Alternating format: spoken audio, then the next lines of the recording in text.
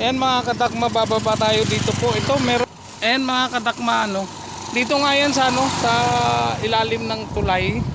Ayan, tingnan nyo kung gaano kataas pababa, katarik. Pupuntahan natin dito, dala na natin yung ating itutulong doon. Ba tayo, sana malaglag pa ako. Ay, Diyos ko po. Ano yan, Diyos ko. Ayan! Napakatarik. Pero dahil kailangan natin na mag-abot ng tulong kahit gaano pa man yung kahirap, ay talagang pupuntahan po natin ano. Ayan, tingnan nyo guys dito. Ayan yung kalagayan nila dito po yan sa... Ayan kuya, ito. Abot namin mula sa kapwa ko, tulungan ko. Ayan.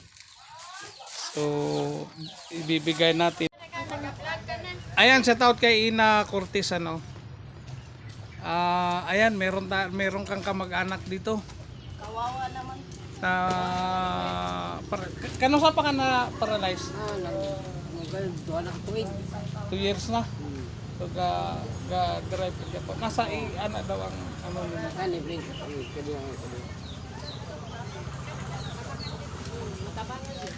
Ayan. Walang check up yan. Walay check up. Walang. Wala daw silang check up kasi walang pera. Walang pira. Walang trabaho. Tapos wala pang bigas. Tingnan dito lang yan sa ilalim nito. Ipapakita ko sa inyo ha kung dito sa may sapa ito dito lang sila nakatira actually. O yan. Tapos ayan. Yan. So, titingnan nyo kung gaano kahirap guys na to. Tapos kasi ito, ayan, sapa na kasi yan oh. O ayan yung ano nila oh. Ayan. So dito sila nakatira guys. So humihingi po ng kaunting tulong ano. So titingnan natin kung anong pwede nating itulong sa kanila. Ayan dito. Sa ilalim ito ng tulay guys. So tingnan nyo yun oh, doon sa taas. So, ayan.